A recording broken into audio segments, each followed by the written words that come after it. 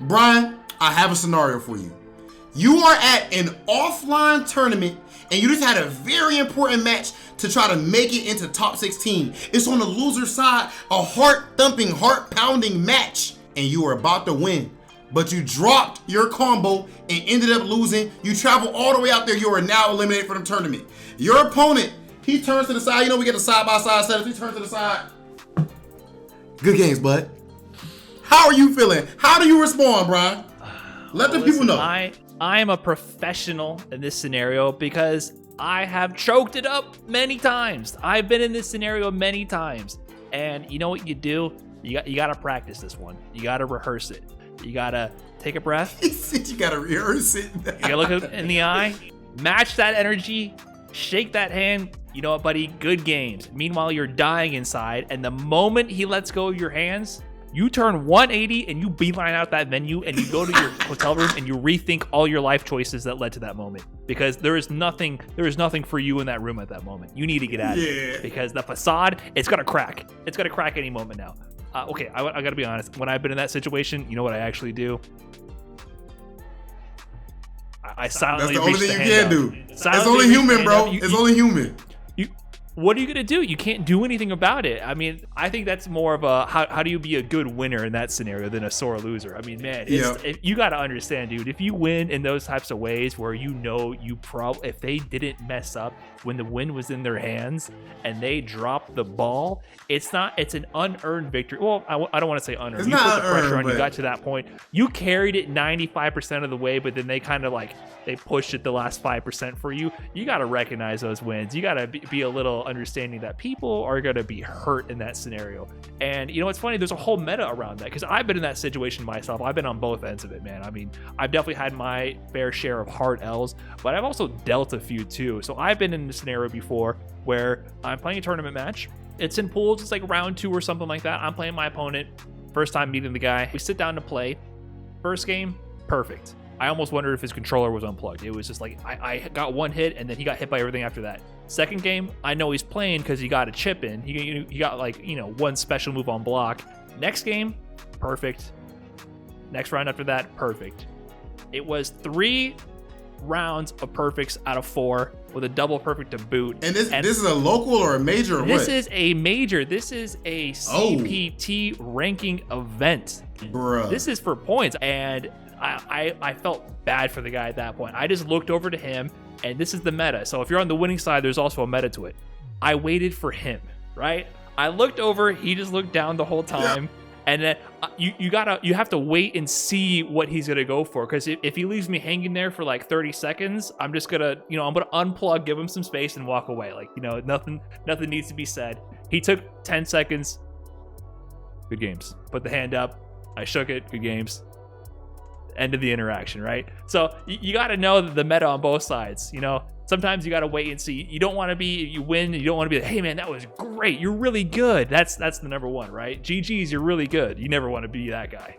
Yeah, no, not at all, bro. It's funny hearing you even bring that up, but at the same time, I'll be being a little bit of a hypocrite because I did have one story when I played against Problem X. I'm close to winning. He ends up hitting me with this full screen slide while he had V-trigger and everything. And my soul, if you look close enough, you can see my soul leave my body in that clip, man. And Problem just kind of sits there and he had a little smirk, like an awkward, he not sure what to do yet smirk, and he just waited for me while I just looked down. And then I just shook his hand and everything was all good. And as Brian said, at that point, I probably grabbed my controller 180 and beeline right back to the hotel room. You brought up Problem X. I want to bring him up because I think he's actually one of the best players in the world at this meta because he knows he be robbing people. I mean, he talks about Bison being fair and balanced. That's facts. He knows he's ripping hopes and dreams out of people's hands because he's done the same thing to me twice. I was talking about holding L's twice. You can see me at Texas Showdown versus him. Last game, last round, I'm winning. He pops V-trigger, and I decided to not take the throw 3 times in a row. Game over. Right. Wow, he read it every time, of bro. Eliminating the Evo champion, and I had to do my 10 seconds, sit there, and he knows the meta. He sat there, he looked at me, he waited. I took my breath, shook his hands. He shook my hand, he got up and left, and I sat there for another 20 seconds before, going to order a pizza and cry in my hotel room, right? So he knows the meta well. Another classic example is him versus Punk. I believe it was oh NCR. My goodness. That was such an emotional moment. He had the Abigail at the peak of Abigail, just destroying everybody in his path. So he took out Punk with that Abigail, and Punk was besides himself, a very emotional moment. And man, they had that perfect shot of Punk there, distraught, head down on the table. Problem X taking a moment to look at him and recognizing the situation, rolling up his controller and walking away. They're very good friends. They're great friends, but they're competitors also, and they understand that there's a time and a place. Sometimes people need that space. Sometimes you don't want to go up, hey, Punk, wake up. Hey, GG's wake up. GG's buddy, that was great. Yeah, no, it's not the time. Yeah, bro, like imagine if he just stood there and waited for him the whole time until he was done and then try to shake it. The main thing that I want to say from that, bro, is just please be more like Problem X, because he definitely, I didn't realize that we had so many stories with him, but he seems to be the greatest of all time when it comes to this thing.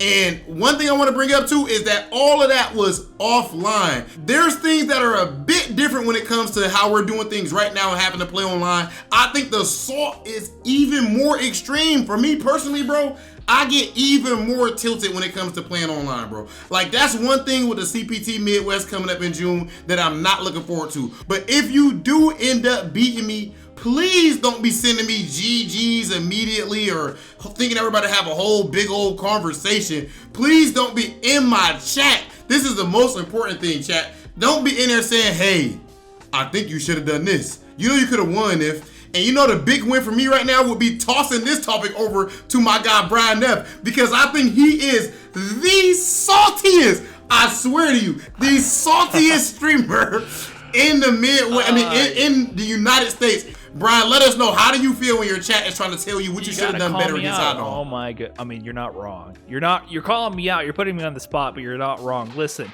when I lose, there's different types of losses, right? If I'm just blown out of the water and it's something I'm unfamiliar with, that's one thing. GG's, you got me. But when I'm playing those regulars, you know what I'm saying? When I'm playing the Shine, when I'm playing the Punk, when I'm playing the IDOM, I don't want to hear it. I don't want to hear it. I don't want to hear what chat has to say. And it's a different meta. So that's not the players themselves saying the GG's for you. That's the chat monsters, right? Like, GG's, you did good. Any reason you didn't do X, Y, or you Z? hate you did good. You hate you played good. I didn't do good unless I won that damn tournament, all right? If I didn't win the damn tournament, I did bad. That's just being a competitor, right? It's tough. It's really difficult. And people try to give advice, and you got to be like, listen, man, I know you mean well, but I am incapable of processing my emotions right now. Give me a little bit of distance. That's all I gotta say.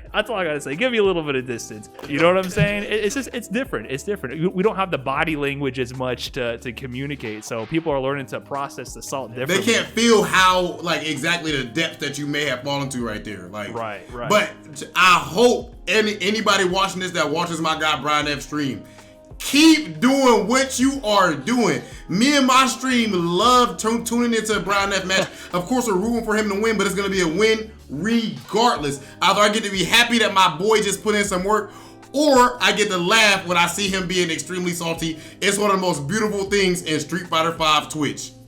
And I'll be sure to join your chat after Midwest CPT. Don't disrespect me like that, Brian. Hey, listen, you do know when it's having this show and everything. People are going to be looking forward to this showdown, bro.